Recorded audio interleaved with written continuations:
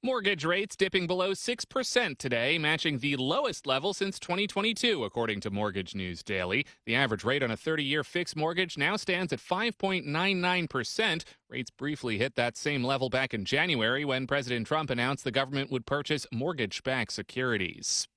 Released from an Italian hospital and back in the United States, skier Lindsey Vonn posting an Instagram video detailing the serious leg injury from her crash in the Olympic downhill earlier this month. ABC's Brian Clark has more. Lindsey Vonn says her crash in the Olympic downhill race almost cost her left leg. Dr. Tom Hackett saved my leg. He saved my leg from being amputated. In her Instagram video, Vonn detailed a 6-hour surgery that Dr. Hackett performed because the crash had caused compartment syndrome. She said, ironically, if I hadn't torn my ACL, which I would have torn anyways with this crash, if I hadn't done that, Tom wouldn't have been there. Vonn, who is still in a wheelchair, said she also needed a blood transfusion and that she'll take about a year for the bones in her left leg to heal. Brian Clark, ABC News. Speaking of the Olympics, FBI Director Kash Patel is under new scrutiny after he was seen in a social media video celebrating with the men's hockey team following their win over Team Canada yesterday. Patel used a taxpayer-funded government plane to travel to Italy. Patel, a hockey fan, was said to have had meetings in Italy prior to attending the game. In a statement, Patel says he was invited to the festivities. Mike Dubusky, ABC News. Shh, here she comes.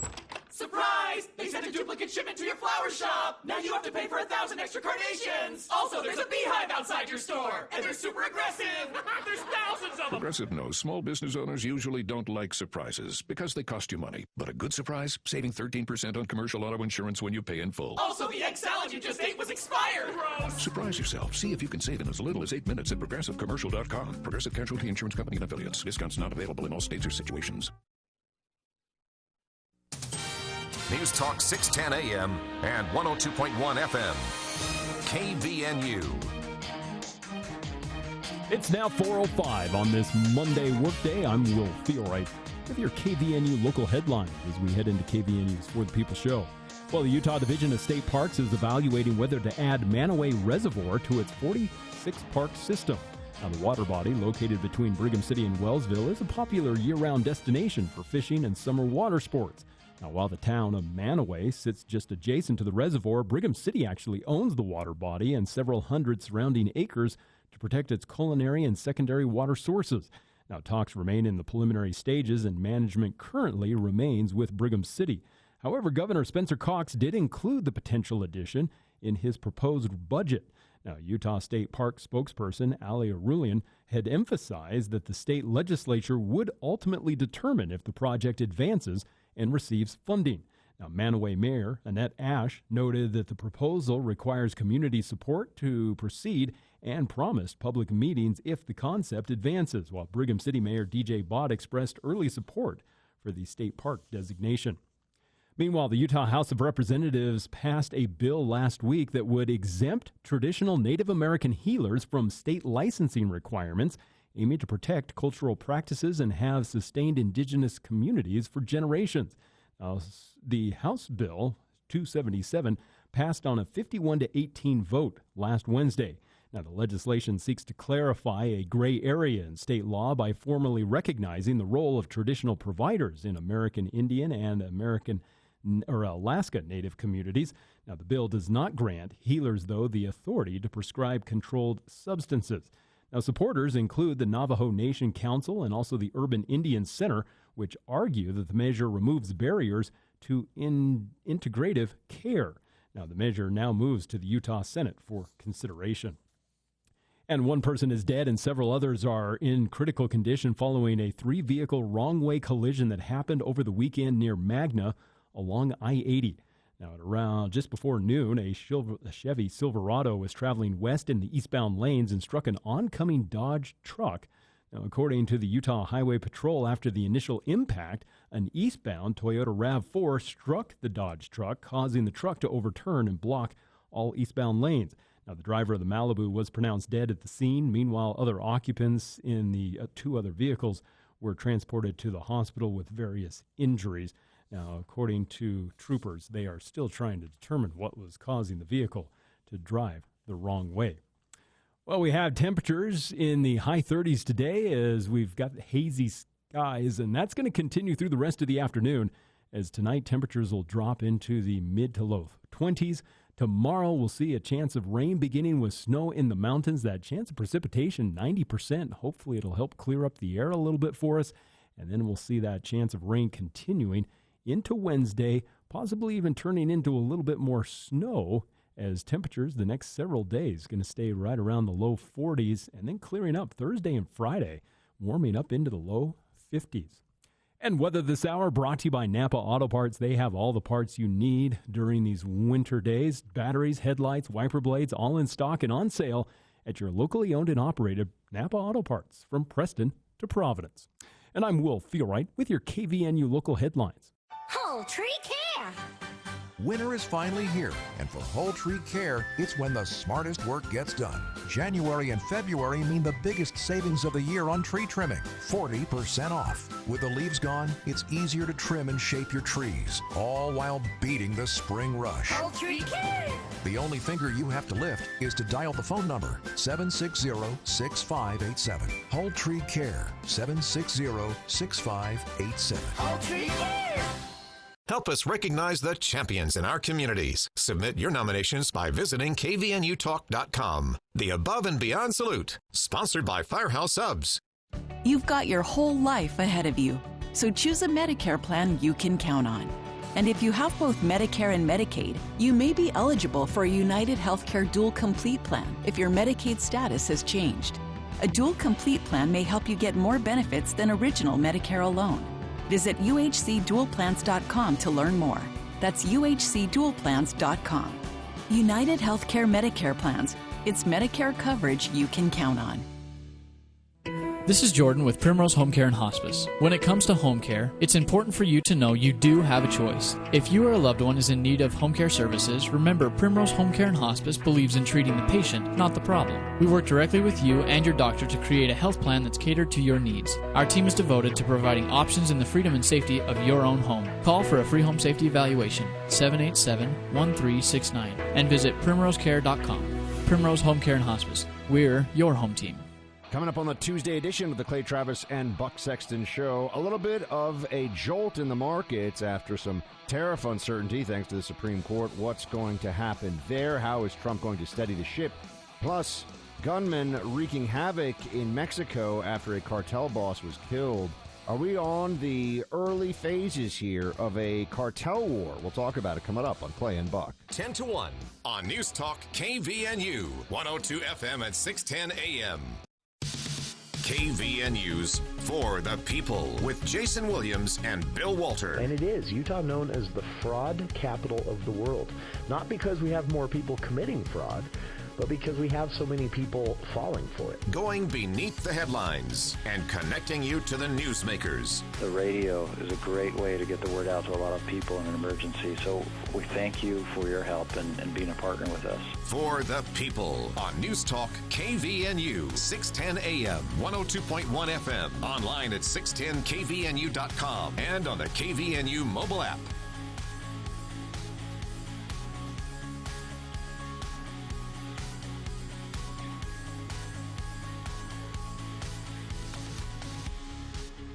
Welcome to KVNU's For the People. It is Monday, February 23rd. I'm Jason Williams. 38 degrees here at the Radio Ranch at 4:11 in the afternoon. Appreciate everyone tuning in. We've got a lot to talk about today. Update you all on the day one of week 6 of the legislative session. I'm doing my best to make this sound exciting. And I'll be honest with you, 80% of what the legislature does is not. And that's a good thing. You don't want everything they do to be exciting and generating lots of headlines. 80% of what they do is just nuts and bolts, running a state, and it can be very dry to listen to those committee hearings and floor debates and things like that. But there are some pretty big issues that are making their way through the legislative session that impact you. We'll talk about those and also hear from the lawmakers themselves throughout the show today on a couple of different issues. But I wanted to start out today with an announcement that we got word of because these are so the House of Representatives, federal, the U.S. House of Representatives has been There was a time when things were a bit more predictable, when your congressional representatives would be home in state and able to hold in-person town halls. Most of our representatives, everyone but Representative Burgess Owens, who just doesn't hold them, and Senator Mike Lee, who doesn't like to hold actual in-person, everyone's invited.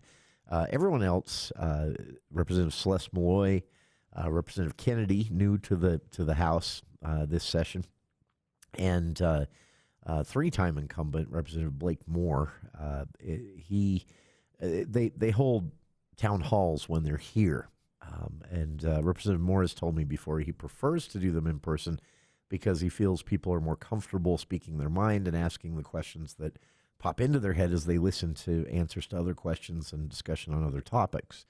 That said, the House schedule has not been very friendly to this. So Representative Blake Moore is holding another telephone town hall. Now, these are still unscripted. They usually begin with a little bit of a presentation, a setting of the tone, if you will, by the congressman, and then just opened up to questions. The only difference being, instead of being all together in an auditorium somewhere here in Cache Valley, which Congressman Moore's staff has told me will happen as soon as the schedule back in D.C. allows, and he's able to make it back for any upcoming recess. The schedule, though, doesn't allow for that now, so he's hosting a telephone town hall on Thursday. And one of the reasons I like to spotlight these is Congressman Moore does something a bit different as well by holding them at different times. Many people gripe. The last one, I believe, was at noon. We got a lot of complaints here, people saying, what about working folks? Well, the problem is you have a lot of people in the district that are busy at nights with kids and family stuff, and so the idea is holding them at different times, not the same time every time. You spread it out and get people who are on different schedules. So a daytime noon telephone town hall is going to get a crowd of people that are maybe blocked out from the evening events. Similarly, an evening event is going to get more people who are busy at work during the day. This one is scheduled for 4 p.m. our time. So Congressman Moore will be in Washington, D.C. That will be 6 p.m. his time, but 4 p.m. our time on Thursday. Now, this is open to anyone, and I'm about to give you a phone number. So if you're in a place you can write, grab a pen. If you're not in a place you can write, visit CacheValleyDaily.com as soon as you're able to. And there is a post there on the front page from the announcement we got today with all of the information, including the call-in number and date and time. So again, this Thursday at 4 p.m., a telephone town hall with Congressman Blake Moore. And the call-in number, here you go. It is 833-305-1678. So one more time, 833-305-1678. And if you are not able to write that down, you can find the information in the story at CacheValleyDaily.com by Charlie Schill. We got this announcement this morning again, and this is an invitation to everyone in District 1. And again, that is 833-305-1678. He's going to offer a brief update on the latest events on Capitol Hill. And then that number that you call is the same way that you would just call to listen. But also when you call in, you have the option to select different options that will be given to you to ask a question if you'd like to ask a question. You can also jump in, say you're listening and you think of a question, you can press a key and actually get yourself in the queue for a question. So these usually go about an hour, 45 minutes to an hour, depending on the crowd they get.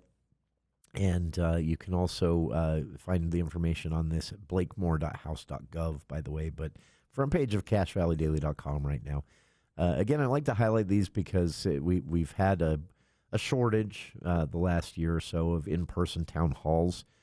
Congressman Moore does like to hold them. His staff has told me, and he's told me himself, but the schedule has been a little wild, to say the least. So, On Capitol Hill here in Utah today, some big news for Utah lawmaker and Cache Valley Senator Chris Wilson.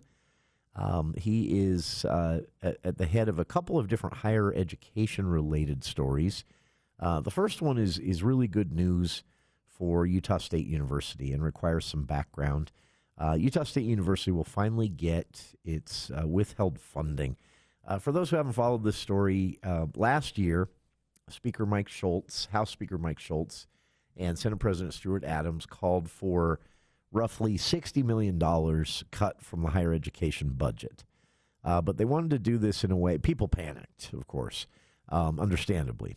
It's never a good sign when the legislature just comes up with an arbitrary number that they want to cut. But they explained and ended up passing legislation to start a process in which they, using some complex metrics, they came up with a dollar amount for every university that they wanted to see cut from the budget theoretically. And by theoretically, I mean that they make the cuts now, and then they can petition the legislature for getting that money back, not losing anything in their budget, if they can, one, show they can make the cuts now, and two, show justification for the expenditures going forward. So USU was asked to cut $12 million from its budget. And originally, school leaders, different leadership at the time, remember that USU President Brad Mortensen, who has taken over now, wasn't in place. The poor acting president was sort of left cleaning up a mess. People tend to be kind of nice in how they word this. I won't be. Former USU President Elizabeth Betsy Cantwell left everyone with a steaming pile of mess. It was, I mean, honestly, one of the, I think, most embarrassing periods for USU in my lifetime. And people focus on state funds used to purchase a bidet. I didn't care so much about that. People need bidets, I guess. But and the golf cart, too, for driving around campus, fine with that. But 2 new cars, spending $660,000 during her very brief year and a half as president of the university before stepping down a year ago. Understandably, this attracted the ire of legislative leadership, very understandably. And so USU, under an interim president, submitted a plan at the legislature's request for cutting that $12 million. And when the plan was presented in a committee last summer, House Speaker Mike Schultz nearly blew his cork. And I'm not saying that in any mocking way. The video, he's red in the face. Basically what he says, I'm paraphrasing here, but what he basically says is this is not good enough. The concern we had with Utah State University was executive and administrative spending, and these cuts came very little out of that. So the House leadership and the legislature at large said to USU, back to the drawing board on this, and until you get it right, we are sitting on that $12 million of your budget. Consider it cut at this point until you come back to us and show us you're serious. And again, I think it's fair to say, the blame for this shouldn't fall on the acting president at the time, and it definitely shouldn't fall on the current president, who was not even in the office at the time, Brad Mortensen. But this falls on the, I would say, lack of leadership of Betsy Cantwell. And then I guess, some others in leadership after she left office, maybe not taking this seriously enough. But all ends well. They've made good on this. They came back to the legislature after a state audit of Cantwell's spending drew an even uglier picture. They came back, and so the legislature released about 30% of the $12 million back to USU with their original plan and said, you can get the rest when you show us you're serious, especially when it comes to administrative and executive costs, instead of finding more of these cuts in the actual curriculum and offerings to students and service to students. why don't you maybe look into the overhead a little bit? Apparently they did, and apparently what they came up with was enough to satisfy the legislature.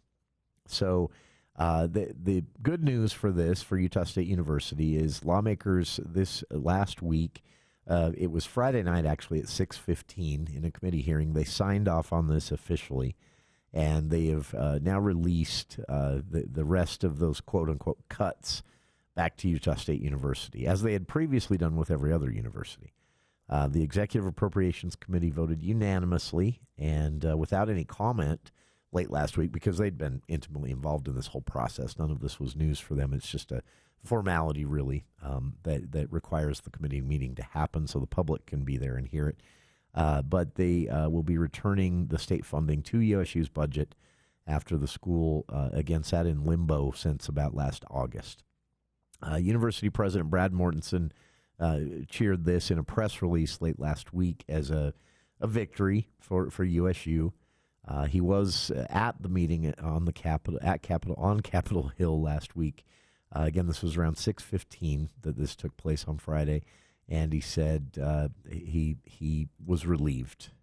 In fact, the Salt Lake Tribune points out that when the committee finally voted and made it official, he could be seen sighing in relief, like actually, visually relieved.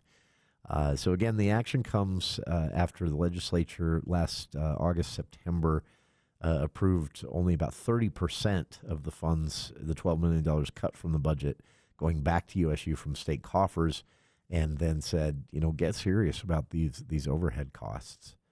So when they originally presented their plan, alongside every other institution, they were told to go back and make revisions that the lawmakers could sign off on, including they wanted more money left for research and agricultural jobs. That obviously it's Utah State University. That's the part of this that kind of blew me away. The legislature had to say to USU, how about you cut some overhead when we ask you to cut $12 million from your budget and leave the money for research and agriculture jobs alone?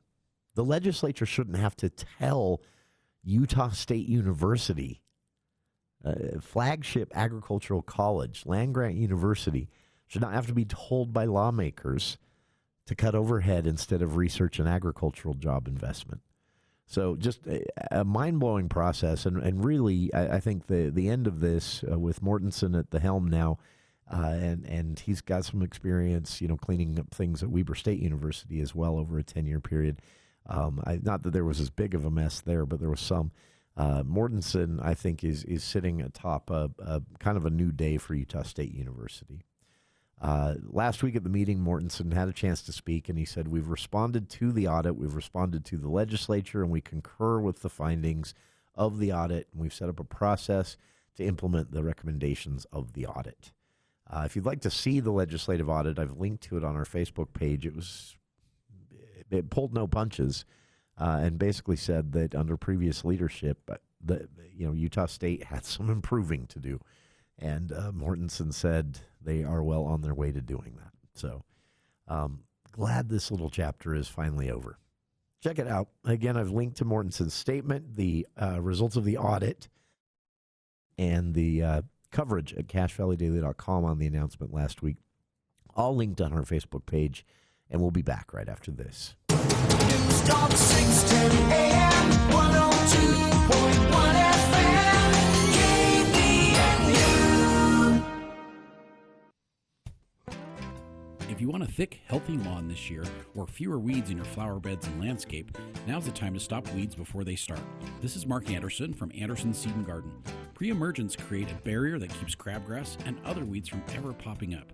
At Anderson's, we have the professional-grade weed prevention products, spreaders, and supplies you need to do it yourself, and do it right. Plus, we're always here to answer your questions. Stop in today, Anderson Seed and Garden, 69 West Center in Logan. There are moments that shape a lifetime, from first plans to first steps, backyard throws to big wins. And for the biggest decisions, who you choose matters. Where life starts, home begins. Bank of Utah Home Loans. Find out how Bank of Utah can serve you by going to bankofutah.com. Bank of Utah is an equal housing lender, member FDIC, NMLS number 422914. Aggie basketball is heard here. You know, there's a pride in this. KVNU is your station for the best game day coverage, with pregame beginning 1 hour before tip-off, play-by-play and postgame interviews, and Aggie call afterwards. It's Aggie basketball on News Talk KVNU 610 AM, 102.1 FM, online at kvnutalk.com, and the KVNU mobile app, the heritage home for the Aggies.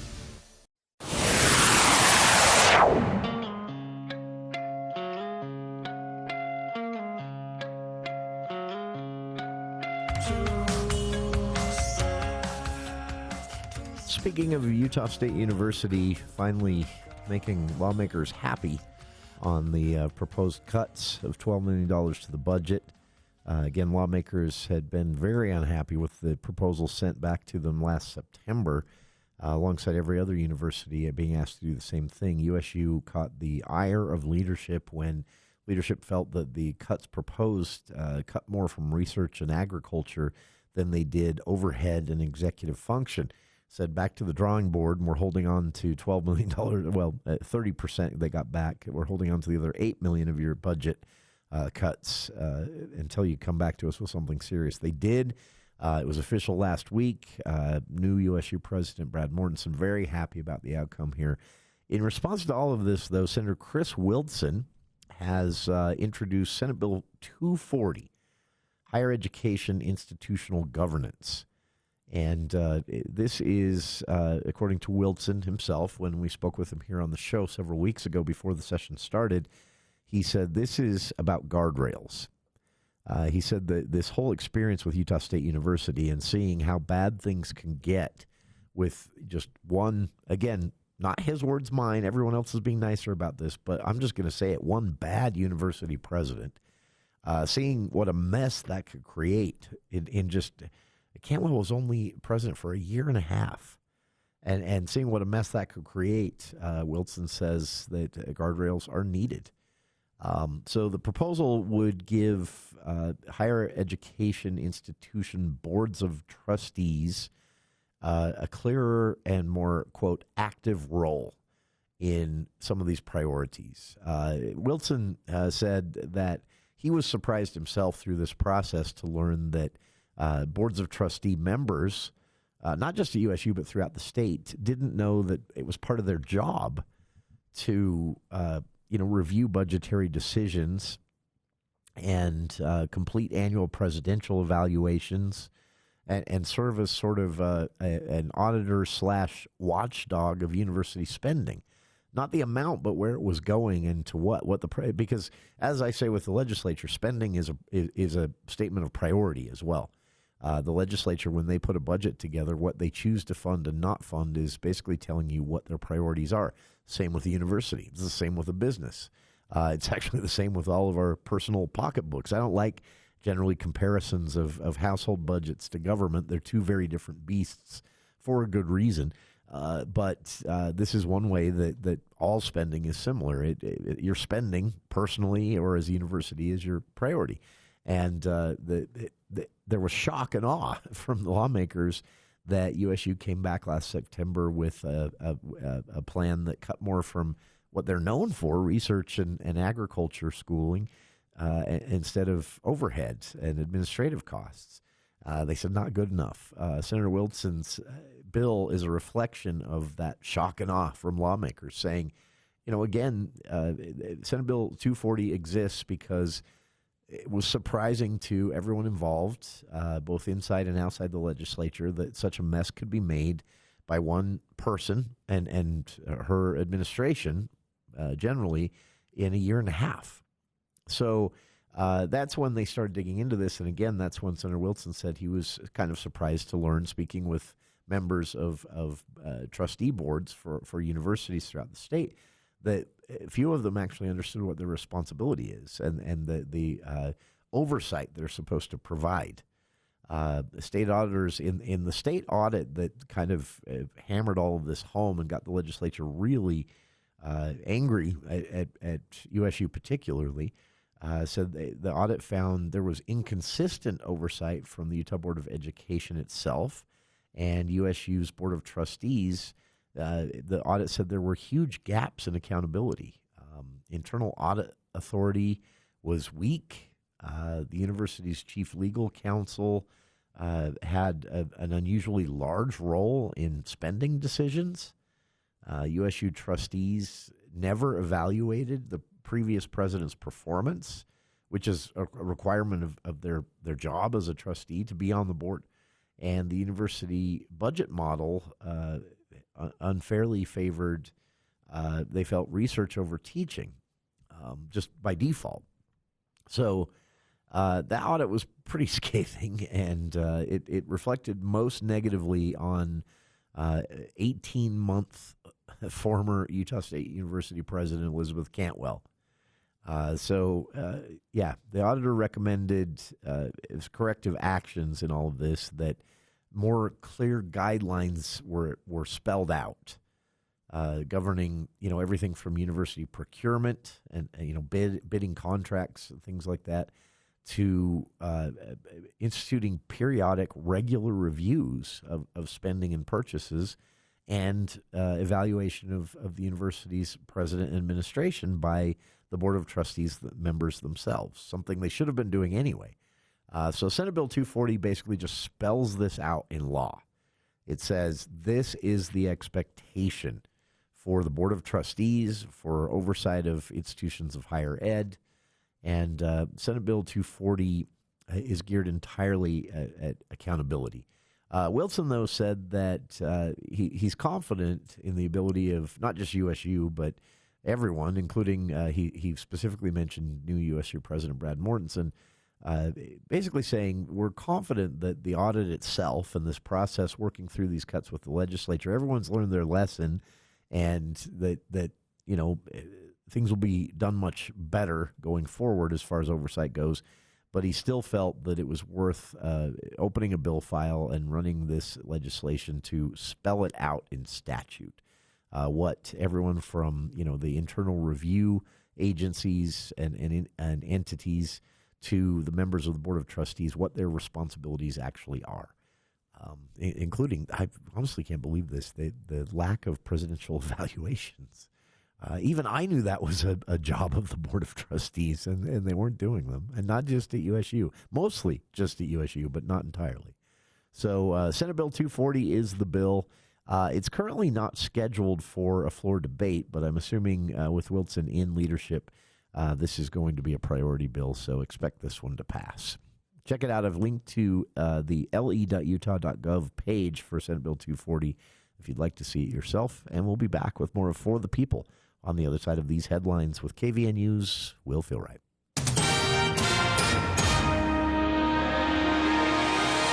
Well, thank you, Jason. President Donald Trump signaled federal interest in saving the Great Salt Lake this weekend, calling the receding waters an environmental hazard that must be addressed immediately to protect the region.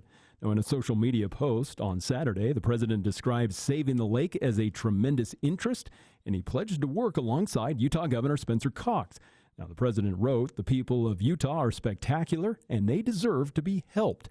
Now, he also added that he intends to make the lake great again. Now, the Great Salt Lake has reached historic lows in recent years, threatening the local economy and posing health risks from toxic dust.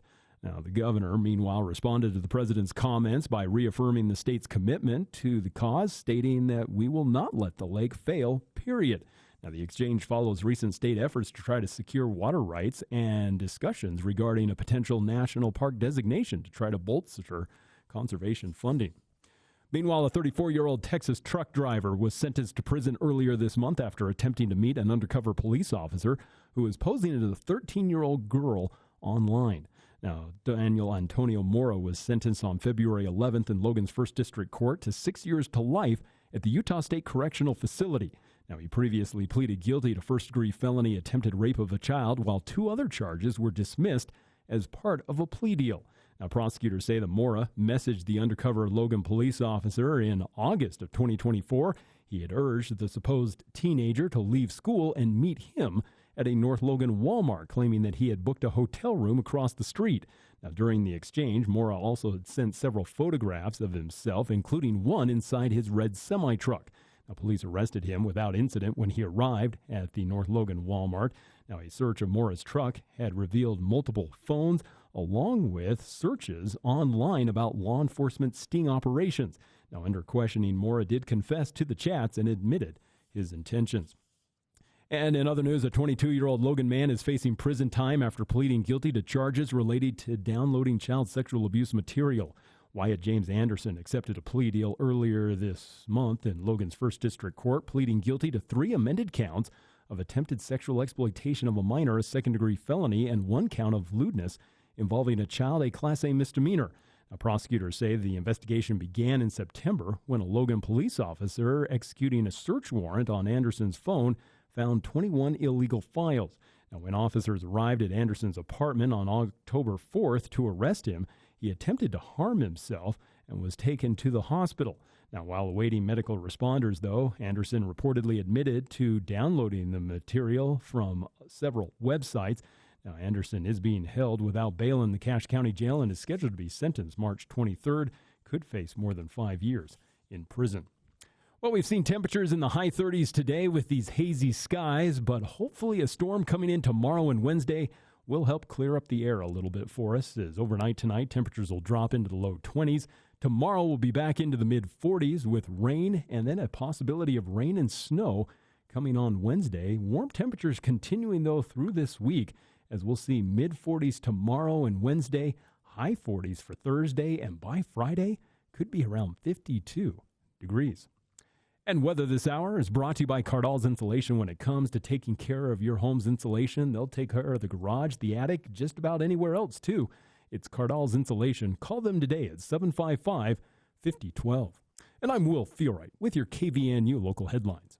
ABC News, I'm Mike Dubusky. It was a day of whiteout conditions, tied-up travel, and power outages across much of the Northeast after a powerful winter storm swept across the region, dumping snow from Virginia all the way up to Massachusetts. In New York City, Mayor Zoran Mamdani says they're not out of the woods yet. Snow is projected to linger through the afternoon, with another 1.5 to 2.5 inches expected by 8 p.m. Wind gusts are expected to remain as high as 40 miles per hour into the evening. Philadelphia reporting 14 inches of snow. That's the most snow that city's seen since 2016. In Massachusetts, nearly 300,000 people remain without power. The masked man who's a suspect in the abduction of Nancy Guthrie appeared at her front door earlier than February 1st, the night police believe she was kidnapped, according to sources familiar with the investigation. The FBI shared a new image of that suspect pulled from video doorbell footage. This is ABC Valentine's News. Day celebrates love, the flowers, the cards, the gestures, but the most meaningful love is the kind that lasts. You've worked hard for your body, you've shown discipline, and still, some areas never change. That's not failure, that's biology. At Bell Sculpt, we permanently remove stubborn fat cells, not temporarily shrink them. And yes, even love handles deserve a little love. This isn't about changing who you are, it's about finishing what efforts you started. This Valentine's Day, choose yourself. Visit bellsculpt.fm to book your free consultation today. Bringing Wall Street to Main Street. From your local experts in downtown Logan, this is the Adams Wealth Advisors Market Report. Good afternoon. This is Mitch Green with Adams Wealth Advisors. Stocks started the week on a bad note, giving back nearly all the gains from the last week as the U.S. president continues his pushback against the Supreme Court ruling and imposes a new 10% global tariff under a different law. At the same time, newer research indicating possible risk of AI to multiple industries sent related stocks downward.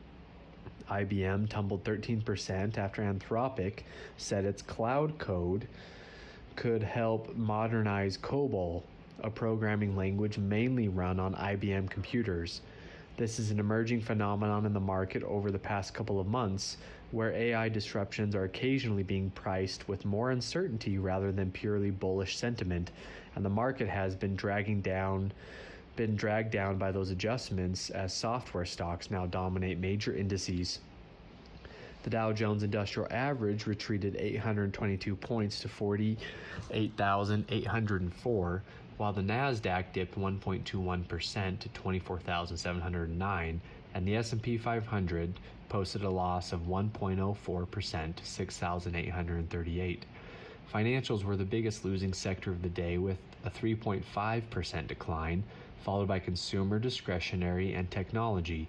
Losses linked to AI's influence and disruptive changes to the cost structure of financial services led to significant uncertainty about future earnings. As investors sought safe instruments, the bond market and gold saw significant gains. The U.S. 5-year Treasury yield declined by 6 basis points to 3.59%, and the 10-year yield declined by 5 basis points to 4.03%. Gold rose 3.33%, topping 5,250. Economic reporting for today showed factory orders declining by 0.7% compared to a 2.2% forecast and 2.7% in the prior report. As more developments unfold regarding trade policies, we will provide further updates. This is Adams Wealth Advisors. Thank you for listening. That's your update from Adams Wealth Advisors, guiding your financial future one day at a time. For personalized help planning yours, reach out to us at 435-752-1702. See you soon, Cache Valley. Advisory services offered through Adams Wealth Management, a registered investment advisor. For important disclosures and more information, visit adamswealthadvisors.com. I'm Jay Sallin, founder of Allen Law. My focus has always been helping families protect what matters most through meaningful estate planning. I've now joined forces with attorney mediator Chris Guyman of the Conflict Resolution Center and seasoned litigator Sam Goebel to form the Allies Law Firm. Whether you're planning ahead, resolving marital conflict, or facing a courtroom battle, we bring strategy, strength, and experience together under one roof. Because when it matters most, you deserve the Allies Law Firm. Call the Allies Law Firm today. We plan, we fight, you win.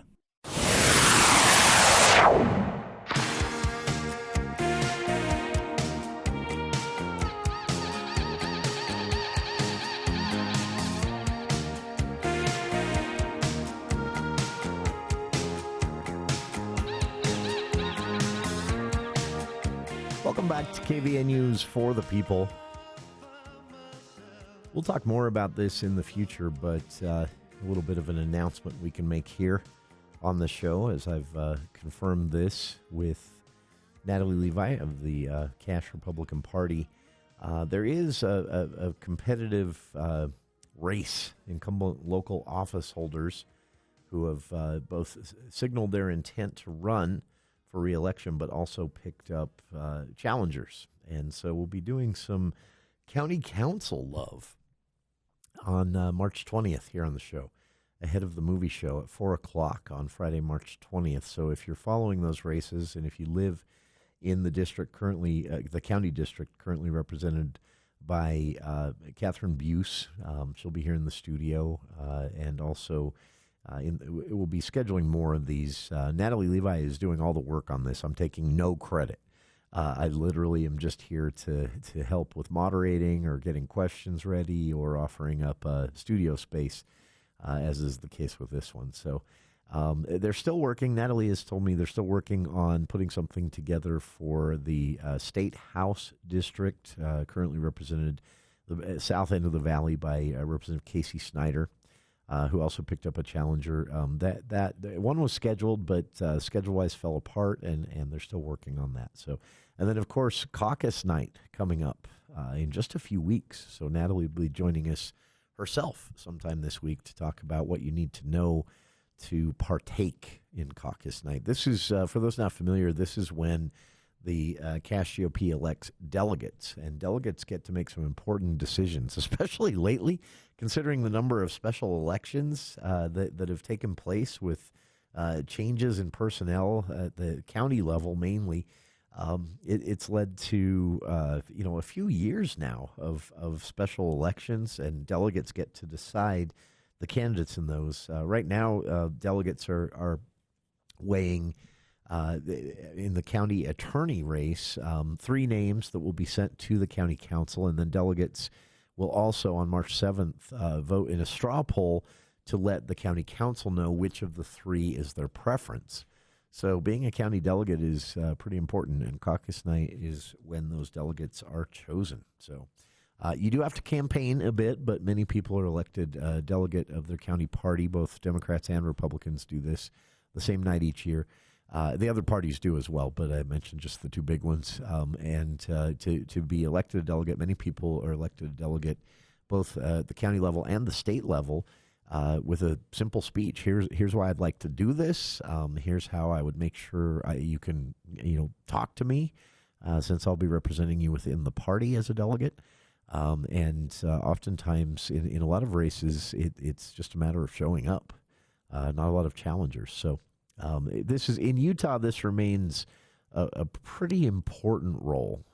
In other states, being a county party delegate is almost just a formality. You get to go to some cool events and meet some cool people. But here in Utah, it is actually you do get to decide some pretty important things.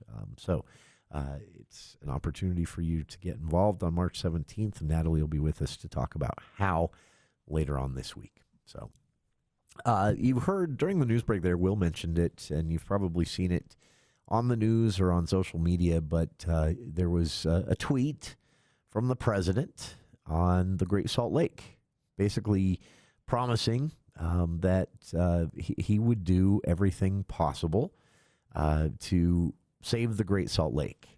And that led to, understandably, some reasonable questions, primarily, what can the president do?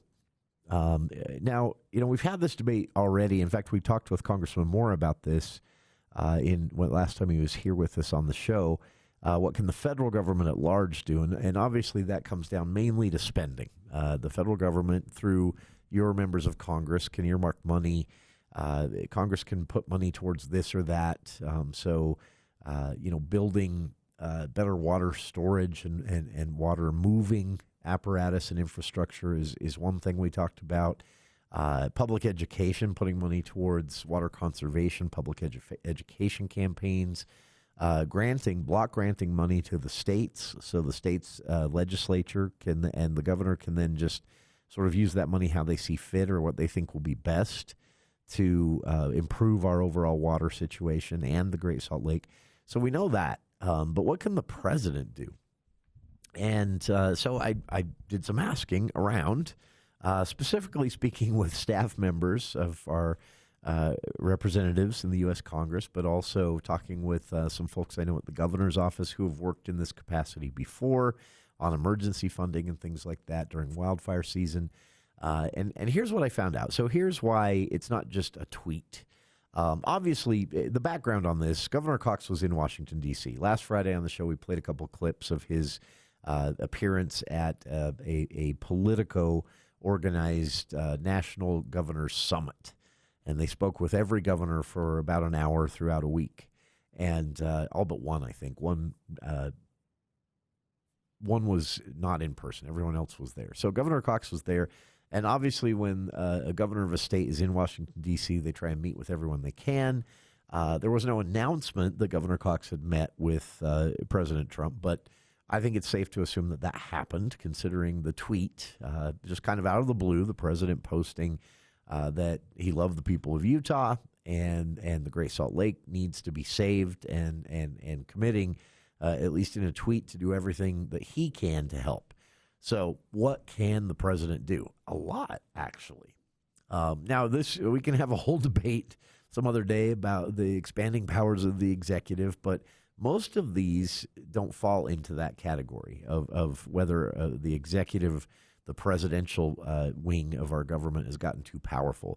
These are powers that have been, specifically spelled out previously for many different reasons by Congress even. So here's what the president can do to help Utah in this effort to save the Great Salt Lake. Federal funding and support, obviously. The president single-handedly can direct the U.S. Geological Survey, USGS as they're known, and also the Federal Fish and Wildlife Service to monitor the lake and implement the what's called the Saline Lake Ecosystems process, which is just a way to kind of bolster ongoing state efforts right now to see just how bad things are. and obviously send up red flags if things start to get aggressively worse. The president can also, through different mechanisms related to agriculture, can do a lot on the water conservation front. Direct money towards programs that compensate. One example given to me was a program that exists right now that's meant to compensate farmers for using less water on thirsty crops like alfalfa and things like that. So the president, and it doesn't even just have to be the president. Through the executive branch, they can say to existing entities, okay, this money, more money should go towards this here in Utah. And by the way, that is estimated to be almost a 35% reduction in upstream water that would otherwise be used instead going into the Great Salt Lake if farmers are compensated for even rotating alfalfa crops, letting a alfalfa field, which they'll survive, sit dry for a summer and not be used. Obviously, that's going to be hard for especially a family farm to do if their money depends on growing that alfalfa and selling the hay. But if they're compensated for that, they can let this field or that field kind of sit for a summer using less water. Alfalfa will be fine. It won't look great through that summer, but it'll come back the minute they water it the next year. And so they can alternate those crops with some federal assistance. Emergency funding, obviously. Emergency infrastructure is already in place. Utah has requested these funds before in wildfire season, but the president would have the ability to declare an emergency or even say, I'm close to declaring emergency, which opens up some federal reservoirs. And then finally, the biggest thing is the White House can coordinate with state leaders, providing a more direct line both to federal agencies, but also collaborating on longer-term management strategies with the Department of Interior and others. And then, of course, probably the biggest thing is the president speaking out in the first place, which is going to go a long ways to getting the legislature all following in line. There are some who have been skeptical that the Great Salt Lake even needs saving with this announcement, even though it was just a tweet from the president.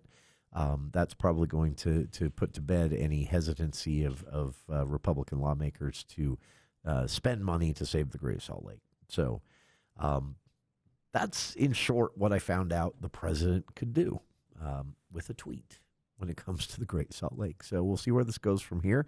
And I think some credit is due to Governor Cox, because obviously this seemingly came out of nowhere. It likely didn't. The governor was in Washington, D.C. I would say that a meeting probably took place. Maybe we'll find out what exactly was said later. But I think it's a fair bet that the governor met with the president, and that's why the tweet came over the weekend about the Great Salt Lake and saving it. So check it out. I've linked to the tweet and some of the reaction from around the state, including a few lawmakers that said they were really glad to see this announcement from the president. And we'll be back with more of KVNU's For the People right after this.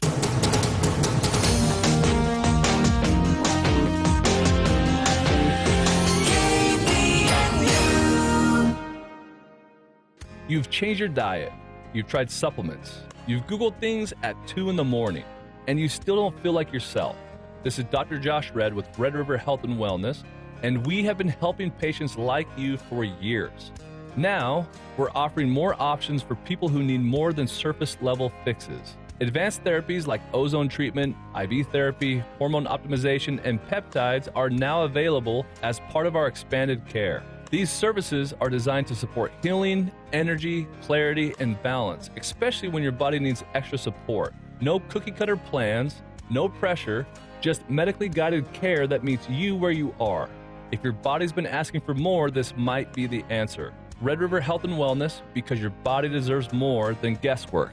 Learn more or schedule a consultation at redriverhealthandwellness.com. Call Red River Health and Wellness at 855-55-RIVER. Call Red River today. Want to set yourself apart from the competition? The Leadership MBA at Utah State University will help you lead companies and drive change in your organization. You can attend in person in Logan on Thursday evenings or take an interactive online class. Complete your MBA in as little as a year. Apply before March 1st to be considered for summer semester. Contact the MBA office for a waiver of the $55 application fee. Learn more at utahstatemba.com.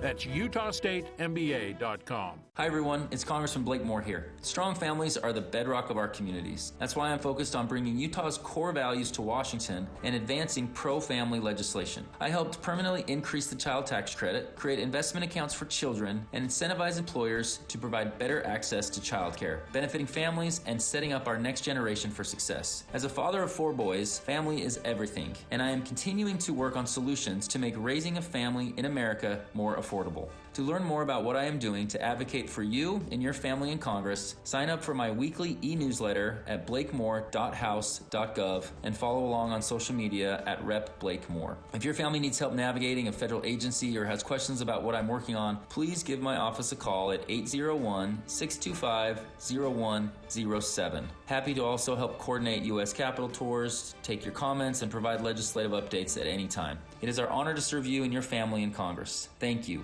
Paid for by official funds authorized by the House of Representatives.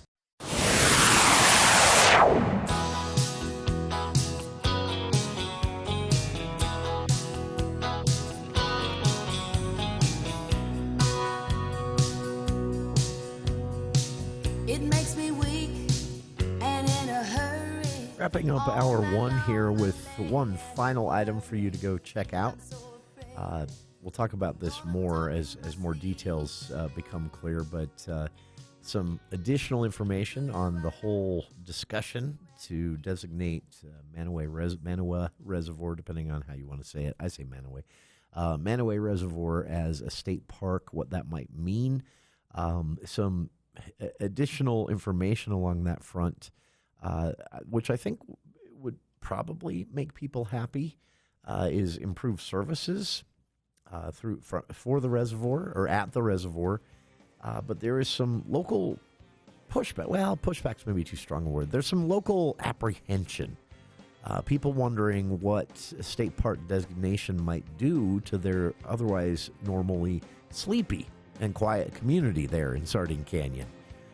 We'll talk about what happened to one small town in southern Utah when a reservoir was declared a state park. That's coming up in hour 2 of today's show, right after this, here on KVNU Logan. Breaking news and stimulating talk. America is ours. KVNU Logan, 610 AM and 102.1.